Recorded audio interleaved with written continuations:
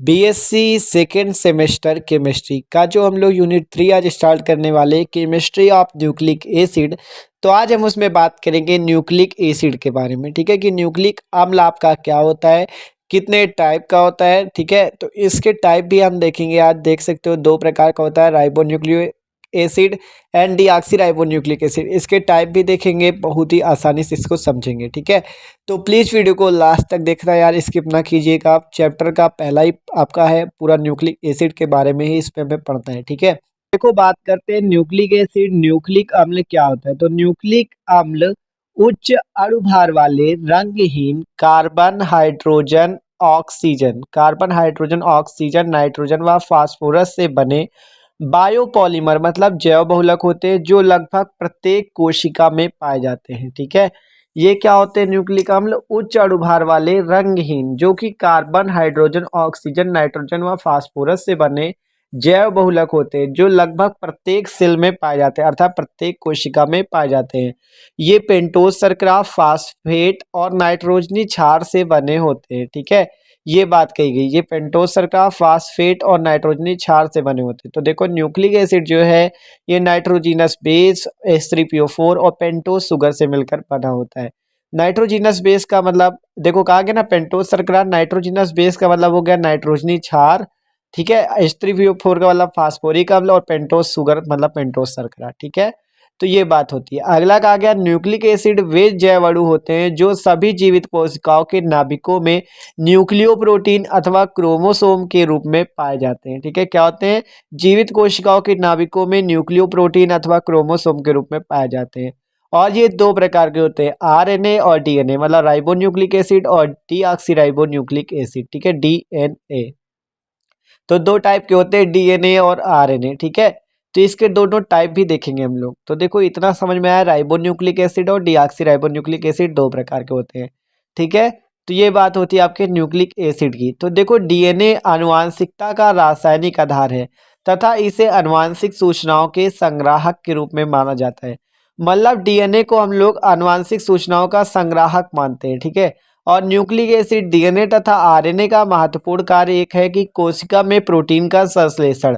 वास्तव में कोशिका में प्रोटीन का संश्लेषण विभिन्न आरएनए अणुओं द्वारा होता है, लेकिन विशेष प्रोटीन हो तो उसका डीएनए द्वारा होता है। ठीक है, तो ये बात है। तो सबसे पहले कहा गया आनुवांशिक गुणों का आनुवांशिक सूचनाओं का संग्राहक है कौन, आपका ये न्यूक्लिक एसिड। मतलब हमें आनुवांशिक सूचनाएं प्रदान करता है कौन, न्यूक्लिक एसिड। फिर आपसे दूसरा पॉइंट क्या कहा गया, प्रोटीन का संश्लेषण। ठीक है, ये इसके कार्य है आपके न्यूक्लिक एसिड के, वही जो आपका डीएनए तथा आरएनए है उसी के कार्य कह सकते हो। ठीक है, तो आनुवांशिक सूचनाओं का संग्राहक और प्रोटीन का संश्लेषण करता है ये। ठीक है, पढ़ सकते हो, डीएनए जो है आनुवंशिकता का रासायनिक आधार है तथा इसे आनुवंशिक सूचनाओं के संग्राहक के रूप में माना जाता है। और डीएनए तथा आरएनए का महत्वपूर्ण का कोशिका में प्रोटीन का संश्लेषण है। आरएनए अणुओं द्वारा क्या होता है, वास्तव में कोशिका में प्रोटीन का संश्लेषण और किसी विशेष प्रोटीन का संश्लेषण डीएनए में उपस्थित होता है। ठीक है, तो ये बात है आपके न्यूक्लिक एसिड की। आप बात करें डीएनए, इसमें कौन कौन से घटक उपस्थित होते हैं इसकी आपको बात बताते हैं। ठीक है, तो डीएनए में आपके तीन घटक होते हैं। पहला आपका होता है फास्फोरिक एसिड। ठीक है, बहुत ही आसानी से समझना, मेन पॉइंट है इसका। ठीक है, फास्फोरिक एसिड ये पहला होता है आपका डीएनए में उपस्थित घटक। फिर होता है नाइट्रोजीनस बेस अर्थात नाइट्रोजनी क्षारक। ठीक है, नाइट्रोजीनस बेस हो गया। फिर इसके बाद आपका कौन सा होता है, फास्फोरिक एसिड, नाइट्रोजीनस बेस। और फिर आपका कौन सा होता है, डीऑक्सीराइबोज शुगर। ठीक है, डीऑक्सीराइबोज शर्करा होती है। इस पे डीएनए के बारे में पढ़ रहे हो इसलिए डीऑक्सीराइबोज शर्करा होती है। आप नाइट्रोजीनस बेस के अंतर्गत भी आते हैं आपके घटक, कुछ कौन कौन से आपके आते हैं। देखो पहला हो गया आपका प्यूरिन, दूसरा पिरामिडिन। पहला घटक कौन सा हो जाएगा, प्यूरिन। ठीक है, ये आपका नाइट्रोजीनस बेस के अंतर्गत आता है, प्यूरिन हो गया। ठीक है, फिर दूसरा पिरामिडिन। तो प्यूरिन हो गया पहला, फिर दूसरा है पिरामिडिन। ठीक है, ये नाइट्रोजीनस बेस के अंतर्गत आते हैं। अब ये जो प्यूरिन है इस पे भी दो आते हैं आपके, और पिरामिडिन में भी दो आते हैं। प्यूरिन में आपके कौन कौन से आते हैं, पहला है एडिनिन। ठीक है, इंपॉर्टेंट है, अच्छे से पढ़ना इससे। एडिनिन हो गया, फिर हो गया गुआनिन। ठीक है, एडिनिन और गुआनिन, तो ये दो घटक होते हैं प्यूरिन पे। और फिर आपके पिरामिडिन पे कौन कौन से हो जाएंगे आपके, थायमिन और साइटोसिन। ठीक है, थायमिन और आपका कौन सा, साइटोसिन। ठीक है, साइटोसिन हो जाएगा यहाँ पे।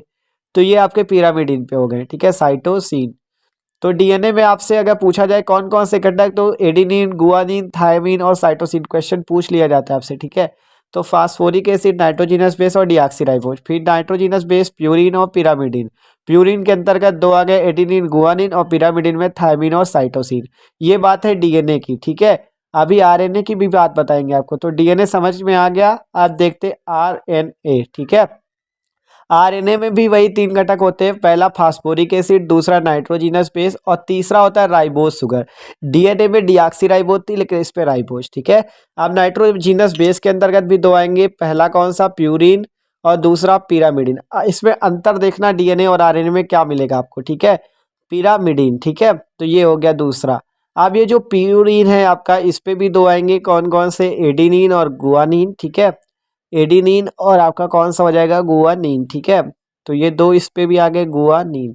लेकिन प्यूरिन प्यूरिन पे तो ये हो गया, लेकिन पिरामिडिन जो होगा उस पे थोड़ा आपका बदलाव आएगा। कौन सा, पहला होगा वो यूरेसिल होगा और दूसरा साइटोसिन। देखो साइटोसिन हो गया और फिर आएगा आपका यूरेसिल, ठीक है। यहाँ पे आपका कौन सा हो जाएगा, यूरेसिल। यहाँ पे देखो यूरेसिल हो जाएगा। डीएनए में हमने देखा था उस पे आपका कौन सा था, थायमिन, लेकिन इस पे यूरेसिल। यही आपका फर्क होता है, ठीक है, इसलिए आपको बताया ये। तो डीएनए में हमने क्या देखा, यूरेसिल की जगह क्या था, थायमिन था, ठीक है। और राइबोज शुगर की जगह था डीऑक्सीराइबोज शुगर। तो ये होता है आरएनए की बात, ठीक है।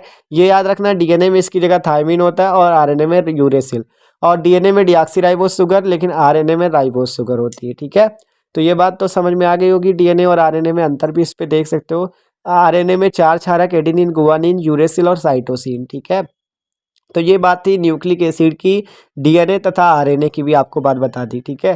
तो यार वीडियो अच्छा लगा हो तो प्लीज़ वीडियो को लाइक भी कर दीजिएगा, और भी यूनिट की वीडियो चैनल की प्लेलिस्ट पे आप चेक कर सकते हो, ठीक है।